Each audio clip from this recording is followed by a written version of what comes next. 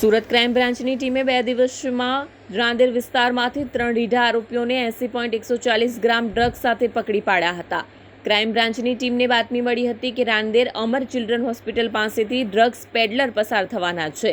Crime બ્રાન્ચની ટીમે તારીખ 25મીની રાત્રે અમર ચિલ્ડ્રન હોસ્પિટલ પાસે વોચ ગોઠવી હતી। આ દરમિયાન રાત્રે 11:30 વાગ્યાના અરસામાં ત્યાંથી મોપેડ પર પસાર થઈ રહેલા ફહદ સૈયદ શેખને સાહિલ અલ્તાફ સૈયદને પકડી પાડતા તેમની પાસેથી ₹5,38,200ની કિંમતનું 53.820 ગ્રામ એમડી ડ્રગ્સ મળી આવ્યું હતું। પોલીસે ડ્રગ્સ કબજે લઈ બંનેની ધરપકડ કરી હતી। ફહદ અને સાહિલ સાડા બનેવી થાય છે।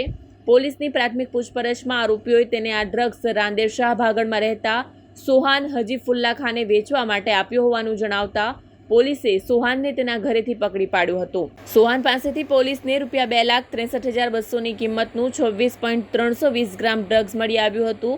પોલીસે આ ડ્રગ્સ કબજે લઈ તેની ધરપકડ કરી હતી। આરોપીને કોર્ટ સમક્ષ રજૂ કરી 4 દિવસના રિમાન્ડ મેળવ્યા છે। સાહિલ રીઢો ગુનેગાર ડ્રગ્સ સાથે પકડાયેલો સાહિલ રીઢો ગુનેગાર છે। વર્ષ 2019માં તેણે સગા કાકાની હત્યા કરી હતી। 6 મહિના જેલમાં રહ્યો હતો। પાશામાં 7 મહિના કાઢ્યા હતા। સુરત ક્રાઇમ બ્રાન્ચ દ્વારા સુરત ક્રાઇમ બ્રાન્ચના police inspector SN Parmar, PSI Maheda અને PSI કેચ પુવારની ટીમને એક ઇન્ફોર્મેશન મળી હતી કે સુરત રાંદેર રોડ ઉપર રહેતા ફહદ શેખ અને સાહિલ સૈયદ બંનેનાઓ એમડી ડ્રગ્સ વેચે છે અને એ મુદ્દામાલ સાથે નીકળવાના છે। આ બાતમી આધારે પોલીસ ઇન્સ્પેક્ટર SN પરમાર તથા એમની ટીમ દ્વારા સુરત રાંદેર રોડ ઉપર અમર ચિલ્ડ્રન હોસ્પિટલ પાસે આ બંનેને એક બાઇક ઉપરથી બગમેન બાઇક ઉપરથી પકડવામાં આવ્યા અને આ બાઇક ઉપરથી પકડવામાં આવ્યા અને એમની અંગ ઝડતી કરતાં એમાંથી 53 ગ્રામ જેટલું એમડી ડ્રગ્સ મળી આવ્યું હતું, જેની કિંમત 5,38,000 જેટલી થાય છે।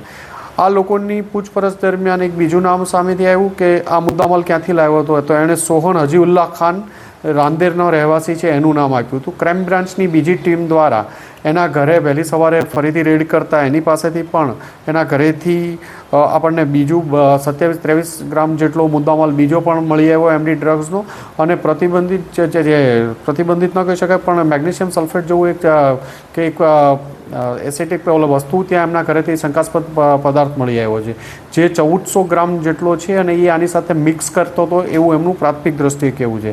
અને બંને જગ્યાએ અલગ અલગ રાંદેર પોલીસ સ્ટેશનમાં અને ક્રાઇમ બ્રાન્ચમાં ગુનો દાખલ કરી આ લોકોની ધરપકડ કરી અને તપાસ ચાલુ છે।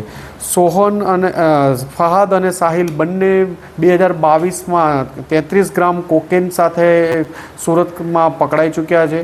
આ બંનેને જે આ કોકેન છે એ મુંબઈથી ઇબ્રાહિમ ઓડયો નામના એક માણસ પાસેથી લાવ્યા હતા અને આગળ ઇસ્માઇલ ગુજ્જર જે એના બનેવી થાય છે એ જે પણ આ કેસમાં ધરપકડ થઈ હતી ઇસ્માઇલ ગુજ્જરને આપતો હતો।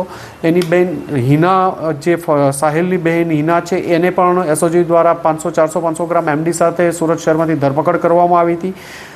ઇસ્માઇલ ગુજ્જરને ઇબ્રાહિમ ઓડયો જે આનો બનેવી થાય છે એ મુંબઈથી ઇબ્રાહિમ ઓડયો જે ATS દ્વારા 2022માં જ એક વડોદરાથી એક ફેક્ટરી પકડવાઈને 218 કિલો જેટલું એમડી પકડવામાં આવ્યું હતું।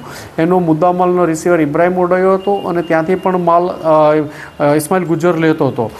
આ ઉપરાંત સાહિલ એના સગ્ગા કાકાના મર્ડરમાં પણ 2019માં ધરપકડ થઈ ચૂકી છે, એની કોકેનના કેસમાં થઈ છે, વેપન સાથેની એમની ધરપકડ થઈ છે।